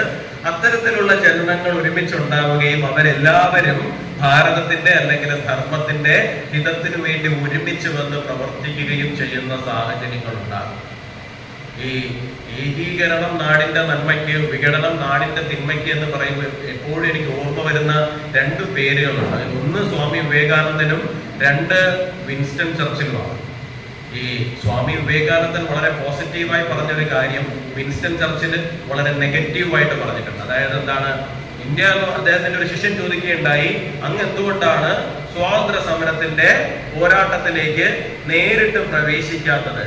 അപ്പൊ സ്വാമി വിവേകാനന്ദൻ അവരോട് തിരിച്ചു പറയുന്ന ഒരു കാര്യമാണ്, ഞാൻ വരാം, ഞാൻ സ്വാതന്ത്ര്യ സമരത്തിന്റെ ഈ പോരാട്ടത്തിലേക്ക് നേരിട്ടിറങ്ങാം, അങ്ങനെ ഇറങ്ങി നാളെ തന്നെ നിങ്ങൾക്ക് സ്വാതന്ത്ര്യം മേടിച്ചു തരികയും ചെയ്യാം, പക്ഷേ നിങ്ങൾക്കത് നിലനിർത്താനുള്ള പ്രാപ്തിയായിട്ടുണ്ട് എന്ന് ഞാൻ വിശ്വസിക്കുന്നില്ല. വിൻസ്റ്റൺ ചർച്ചില് വളരെ നെഗറ്റീവായിട്ട് ഭാരതീയരെ അടച്ചാക്ഷേപിച്ച് എന്തു പറഞ്ഞോ അത് തന്നെയാണ് സ്വാമി വിവേകാനന്ദൻ വളരെ പോസിറ്റീവായിട്ട് ഒരിടത്ത് പറഞ്ഞിരിക്കുന്നത്. ഇതിൽ നിന്ന് നമ്മൾ മനസ്സിലാക്കേണ്ടുന്ന അടിസ്ഥാനപരമായ ഒരു കാര്യം എന്ന് പറഞ്ഞാൽ ഇത് നമ്മുടെ രക്തത്തിലുള്ള ഒരു കാര്യമാണ്. അത് വിൻസ്റ്റൺ ചർച്ചിൽ നെഗറ്റീവായി പറഞ്ഞു എന്നുള്ളത് കൊണ്ട് മാത്രം നമ്മൾ അത് തള്ളിക്കളയേണ്ടുന്ന ഒന്നല്ല. കാരണം നമ്മുടെ കൂട്ടത്തിൽ അത്തരത്തിലുള്ള ആൾക്കാര് എല്ലാ കാലഘട്ടങ്ങളിലും പ്രവർത്തിച്ചിരുന്നു എന്നുള്ളതാണ്. അത് 1000 വർഷങ്ങൾക്ക് മുമ്പാവട്ടെ, 2000 വർഷങ്ങൾക്ക് മുമ്പാവട്ടെ, 3000 വർഷങ്ങൾക്ക് മുമ്പാവട്ടെ, 5000 വർഷങ്ങൾക്ക് മുമ്പാവട്ടെ, എല്ലാ കാലഘട്ടങ്ങളിലും നമ്മുടെ ഇടയിൽ അത്തരത്തിലുള്ള വിധ്വംസക ശക്തികൾ പ്രവർത്തിച്ചിരുന്നു എന്നുള്ളതാണ്. അവരെ നമ്മൾ എത്ര പെട്ടെന്ന് തിരിച്ചറിയുമോ, അവരെ നമുക്ക് എത്ര പെട്ടെന്ന് ഈ സമൂഹത്തിനിടയിൽ ഒറ്റപ്പെടുത്തുവാൻ കഴിയുമോ, അവരെ നമുക്ക് എത്രയും പെട്ടെന്ന് ഈ പൊതുസമൂഹത്തിന്റെ മുമ്പിൽ അല്ലെങ്കിൽ നമ്മുടെ മുഴുവൻ ജനതയുടെ മുമ്പിൽ എക്സ്പോസ് ചെയ്ത് കാണിക്കുവാൻ സാധിക്കുമോ, അത്രയും നമ്മുടെ രാഷ്ട്രം സുരക്ഷിതമായി. ഇപ്പോ ചില കുട്ടികളോട് ചോദിച്ചു കഴിഞ്ഞാൽ അവര് പറയും 1947 ഓഗസ്റ്റ് മാസം 15-ാം തീയതിയാണ് ഇന്ത്യ ഉണ്ടായത്. അതിനു മുമ്പ് ഇന്ത്യ ഇല്ലല്ലോ, അല്ലേ? അതിനു മുമ്പ് നാട്ടുരാജ്യങ്ങളായിരുന്നു, അല്ലെ? 500 ചില്ലുവാനം നാട്ടുരാജ്യങ്ങളായിട്ട് കിടന്നതാണ്. ബ്രിട്ടീഷുകാർ വന്ന് റെയിൽവേ ഉണ്ടാക്കിയത് കൊണ്ടാണ് ഇവിടെ ഇന്ത്യ ഉണ്ടായത്. ഭരണഘടന വന്നത് കൊണ്ടാണ് ഇന്ത്യ ഉണ്ടായത്. ഇല്ലായിരുന്നെങ്കിൽ ഇന്ത്യ ഇല്ലായിരുന്നു എന്നാണ് പറയുന്നത്. അപ്പൊ പിന്നെ കൊളംബസ് എന്തന്വേഷിച്ചിട്ടാണ് ഇങ്ങോട്ട് പുറപ്പെട്ടതെന്ന് എനിക്കറിയില്ല. കൊളംബസ് അമേരിക്ക കണ്ടുപിടിക്കാൻ പോയത് ഇന്ത്യ അന്വേഷിച്ചിറങ്ങിയിട്ടാണ് കൊളംബസ് അമേരിക്ക കണ്ടുപിടിച്ചതെന്നാണ് ഞാൻ പഠിച്ചിട്ടുള്ളത്. പക്ഷെ അവര് പറയുന്ന ഇന്ത്യ ഇല്ലായിരുന്നു എന്നാണ്. ഇന്ത്യ ഇല്ലാതിരുന്നതല്ല, ഇന്ത്യ ഉണ്ടായിരുന്നു. കാരണം ഒരു ഒരു ഒരു ഒരു രാജ്യത്ത് നല്ലൊരു സാഹിത്യ കൃതി ഉണ്ടാകണമെന്നുണ്ടെങ്കിൽ അവിടെ ആദ്യം എന്തുണ്ടാവണം? ഒരു രാജ്യത്ത്, ഞാൻ ചോദിക്കുന്നു, ഒരു രാജ്യത്ത് ഒരു നല്ല സാഹിത്യ സൃഷ്ടി ഉണ്ടാകണമെങ്കിൽ അവിടെ ആദ്യം എന്തുണ്ടാകണം? അവിടെ സംസ്കാര സമ്പന്നരായ മനുഷ്യരുണ്ടാകണം. നിങ്ങൾ ആമസോൺ കാടുകളിൽ മനുഷ്യൻ ഇന്ന് വരെ നേരെ ചൊവ്വെ കടന്നെത്തിയിട്ടില്ലാത്ത സ്ഥലത്ത് എന്ന് കഴിഞ്ഞാൽ നിങ്ങൾക്ക് നല്ല ഒന്നാം തരം സാഹിത്യ സൃഷ്ടികളോ കഥാസമാഹാരങ്ങളോ കവിതാ സമാഹാരങ്ങളോ കാണാൻ സാധിക്കും? ഒരിക്കലുമില്ല, അല്ലേ? നമ്മൾ ആൻഡമാൻ നിക്കോബറിൽ സെന്റിനൽസ് എന്ന് പറയുന്ന ഒരു ദ്വീപുണ്ടല്ലോ, അവിടെ ചെന്ന് കഴിഞ്ഞാൽ നിങ്ങൾക്ക് നല്ല സാഹിത്യ സൃഷ്ടി കാണാൻ സാധിക്കും? ഒരിക്കലുമില്ല. എന്തുകൊണ്ടാണ്? കാരണം മനുഷ്യൻ സാംസ്കാരികമായി അഭിവൃദ്ധി പ്രാപിച്ചിട്ടില്ല എന്നുള്ളതാണ്. അപ്പോ സാഹിത്യ സൃഷ്ടി ഉണ്ടാകണമെന്നുണ്ടെങ്കിൽ ആദ്യം മനുഷ്യൻ സാംസ്കാരികമായ അഭിവൃദ്ധി പ്രാപിച്ചിട്ടുണ്ടാകണം. നമ്മുടെ രാമായണം എഴുതപ്പെട്ട കാലഘട്ടം, മഹാഭാരതം എഴുതപ്പെട്ട കാലഘട്ടം, നേരത്തെ സാറ് പറഞ്ഞതുപോലെ തന്നെ വേദങ്ങൾ എഴുതപ്പെട്ട കാലഘട്ടം ഏതാണെന്ന് നിർണ്ണയിക്കാൻ സാധിക്കും. ഇതൊക്കെ ഏത് കാലഘട്ടത്തിലാണ് എഴുതിയിരിക്കുന്നത് നിർണ്ണയിക്കാൻ സാധിക്കും. നിങ്ങൾ ഇതിനകത്തുള്ള ഭക്തി വിട്ടേക്കും. ശ്രീരാമൻ മഹാവിഷ്ണുവിന്റെ അവതാരമാണ് വിട്ടേക്കും, ശ്രീകൃഷ്ണൻ മഹാവിഷ്ണുവിന്റെ അവതാരമാണ് വിട്ടേക്കും, ഇതൊക്കെ വിട്ടേക്കും. അതിൻ്റെ അകത്തുള്ള അത്ഭുത പ്രവൃത്തികളൊന്നും തന്നെ സംഭവിച്ചിട്ടില്ല എന്ന് കരുതിയിരിക്കും. പക്ഷേ ഇത് ഉണ്ടായിരിക്കുന്ന കാലഘട്ടത്തിന്റെ പഴക്കം എന്താണെന്ന് ചിന്തിച്ചു നോക്കാൻ കഴിയും നമുക്ക്. അപ്പൊ ആ കാലഘട്ടത്തിൽ ഇവിടെ ഉണ്ടാകണമെന്നുണ്ടെങ്കിൽ, അതും സംസ്കൃതം പോലുള്ള ഏറ്റവും ഉത്തമമായ ഭാഷയിൽ, സംസ്കൃതത്തിന്റെ പദസമ്പത്ത് എത്രയും നമുക്ക് അറിയില്ല. ഇൻഫിനിറ്റി എന്നാണ് പറയപ്പെടുന്നത്. ചിലപ്പോൾ 10 കോടി 12 കോടി എന്നൊക്കെ റഫ്ലി നമുക്ക് പറയാൻ സാധിക്കുമെന്ന് മാത്രമേ ഉള്ളൂ. അതിന്റെ ഡിഫറൻസ് മനസ്സിലാകണമെന്നുണ്ടെങ്കിൽ ഇംഗ്ലീഷിന്റെ പദസമ്പത്ത് എന്ന് പറയുന്നത് 4 ലക്ഷം 5 ലക്ഷം എന്നോളം, പ്രാകൃത അറബിക്കാണ് പിന്നീട് വരുന്ന 28 ലക്ഷം എന്നോളം. അപ്പോ 10 കോടിക്ക് മുകളിൽ 12 കോടിക്ക് മുകളിൽ ഇൻഫിനിറ്റി ആയിട്ടുള്ള പദസമ്പത്തുള്ള സംസ്കൃതം എന്ന് പറയുന്ന ഒരു ഭാഷ, ആ ഭാഷയില് നമുക്ക് ഏതോ കാലഘട്ടത്തിൽ എന്നോ ഉണ്ടായിരിക്കുകയാണ് ഈ പറയുന്ന മഹത്വങ്ങളായ കൃതികൾ ഏറ്റവും ഉത്തമമായ വ്യാകരണ തികവോടുകൂടി. അപ്പൊ ആ കാലഘട്ടത്തിലെ ഇവിടുത്തെ സാംസ്കാരികമായ അഭിവൃദ്ധി എന്തായിരുന്നു നമ്മൾ ചിന്തിച്ചു നോക്കും. അത് ഈ മണ്ണിൽ ഉണ്ടായി എന്നുള്ളതാണ് നമ്മുടെ അഭിമാനം. ഞാൻ പല വേദികളിലും പറഞ്ഞിട്ടുണ്ട്, നമുക്കിനി ഒരു ബുർജ് ഖലീഫ ഉണ്ടാക്കാം. ഇപ്പോ ചെനാബില്, ജമ്മു കാശ്മീരില് നമ്മൾ റെയിൽപാലം ഉണ്ടാക്കി, ലോകത്തിലെ ഏറ്റവും ഉയരം കൂടിയ റെയിൽപാലമാണ്. അതിനും ഉയരം കൂടിയ റെയിൽപാലം വേണമെങ്കിലും നമുക്കിനി ഉണ്ടാക്കാം. പക്ഷേ ഇനി ഒരു മഹാഭാരത എഴുതി ഉണ്ടാക്കാൻ സാധിക്കില്ല. അതിന്റെ ഡെപ്ത്, അതിന്റെ ഫിലോസഫിക്കൽ ഡെപ്ത് അതിഭീകരമാണ്. നിങ്ങൾ അതിന്റെ ഭക്തി കണ്ടാലും ഭക്തി കണ്ടില്ലെങ്കിലും, നിങ്ങൾ അതിന്റെ ഈശ്വരനെ ആരാധിച്ചാലും ആരാധിച്ചില്ലെങ്കിലും, അതിന്റെ ഫിലോസഫിക്കൽ ഡെപ്ത് എന്ന് പറയുന്നത് നമുക്ക് അളക്കാൻ സാധിക്കാത്തതാണ്. ഇനി ഒരിക്കലും നമുക്കത് എഴുതി ഉണ്ടാക്കാൻ സാധിക്കില്ല. അതിലെ ഒരു ചെറിയ കഥാപാത്രത്തിന്റെ പോലും പാത്ര സൃഷ്ടി എന്ന് പറയുന്നത് നമുക്ക് അളക്കാവുന്നതിനും അപ്പുറത്തേക്കാണ്. ഈ മഹാഭാരതത്തിലെ ഞാൻ ചെറുതിലെ മുതൽ വായിച്ചു തുടങ്ങുമ്പോൾ ഏറ്റവും പരിഹാസ കഥാപാത്രമായ പോലെ പ്രസന്റ് ചെയ്തിരുന്ന ഒരാളായിരുന്നു ഭീമൻ എന്ന് പറയുന്നത്. ഈ ഭീമനെ മൃഗോദരൻ, അല്ലെ, തീറ്റപ്രിയൻ, ഇങ്ങനെയൊക്കെ പല രീതിയിലാണ് ഭീമനെ വിശേഷിപ്പിച്ച് കണ്ടിട്ടുള്ളത്. പക്ഷെ MT ഭീമനെ മാത്രം ബേസ് ചെയ്തുകൊണ്ട്, ഇപ്പൊ MTയോട് നമുക്ക് അനുകൂലിക്കാൻ വിയോജിക്കാം, അതൊക്കെ രണ്ടാമത്തെ വിഷയം. പക്ഷെ ഭീമനെ മാത്രം ബേസ് ചെയ്തുകൊണ്ട് എഴുതിയ ഒരു നോവലുണ്ട്, രണ്ടാം ഊഴം എന്ന് പറയുന്നത്. ആ രണ്ടാം ഊഴത്തിൽ എനിക്ക് ഭയങ്കര ടച്ചിങ് ആയിട്ട് തോന്നിയ ഒരു പാട്ടുണ്ട്. ആ പാട്ടെന്ന് പറയുന്നത്, ഈ പാണ്ഡവരുടെ വനവാസ കാലത്ത് ഇവര് ഗന്ധമാന പർവ്വതം കയറും. ഈ ഗന്ധമാന പർവ്വതം കയറുന്ന സമയത്ത് തലേ ദിവസം മുഴുവൻ മഴയൊക്കെ പെയ്ത് പ്രളയ സമാനമായിട്ട് കിടക്കുന്ന ഒരു അന്തരീക്ഷമാണ്. അപ്പൊ കയറാൻ പറ്റുന്നില്ല.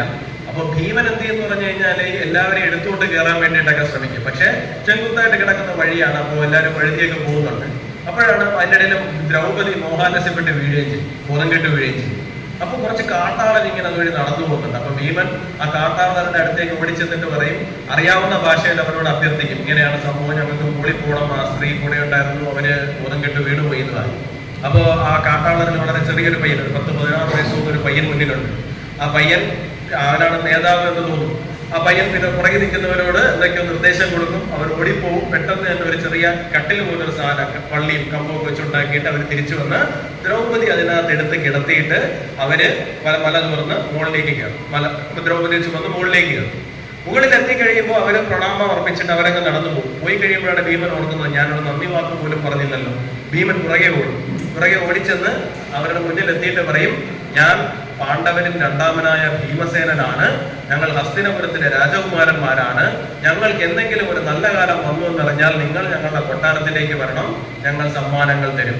അപ്പൊ മുന്നിൽ നിൽക്കുന്ന പയ്യൻ തൊഴുതിട്ട് പറയും, ഞാൻ പാണ്ഡവരിൽ രണ്ടാമനായ ഭീമസേനന്റെയും ഹിഡിംബിയുടെയും പുത്രൻ ഘടോൽക്കൻ. സ്വന്തം മകനാണ് മുന്നിൽ നിൽക്കുന്നത്. ഭീമൻ തിരിച്ചറിയുന്നില്ല.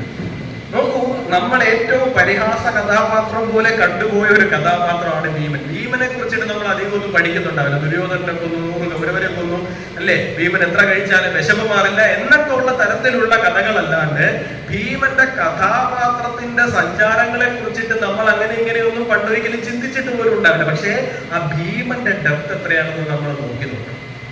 രണ്ടാമൂഴം എന്ന് അദ്ദേഹം പേരിടുന്നതിന് പോലും ഒരു റീസൺ ഉണ്ട്. കാരണം ഒരു വരിയിൽ നിന്നാൽ യുധിഷ്ഠിരന്റെ പുറകിൽ രണ്ടാമത്, ദ്രൗപദിയുടെ അടുത്ത് ഊഴത്തിന്റെ കണക്കിൽ യുധിഷ്ഠിരന്റെ പുറകിൽ രണ്ടാമത്, ദ്രൗപദിക്ക് ഏറ്റവും ഇഷ്ടമുള്ള ആൾക്കാരെ എടുത്തു കഴിഞ്ഞാൽ അർജുനന് പിന്നിൽ രണ്ടാമത്, ഗുരുവിന്റെ അടുത്ത് ചെന്നാൽ ദുര്യോധനനും ഭീമനും നിൽക്കുമ്പോൾ ബലരാമനെ ഏറ്റവും ഇഷ്ടം ദുര്യോധനന്റെ അടുത്ത്, അവിടെയും ഭീമൻ രണ്ടാം സ്ഥാനക്കാരൻ.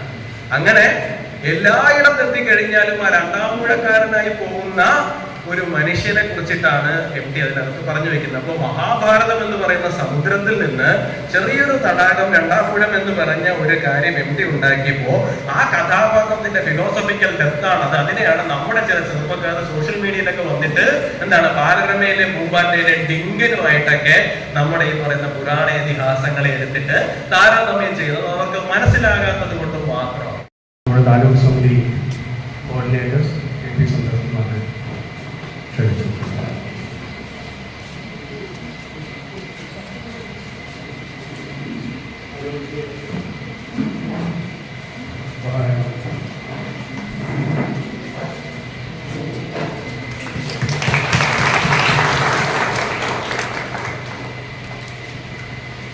അടുത്തതായി ഉപഹാരം ലഭിക്കാമെന്ന് യുവരാജ് ഗോവിന്ദയെ ക്ഷണിക്കുന്നു.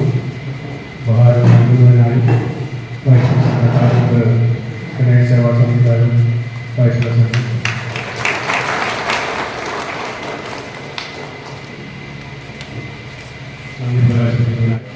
നമ്മുടെ സുധീർ സാറിന് ഗണേശ സേവാ സമിതിക്ക് അടുത്തതായി നമ്മുടെ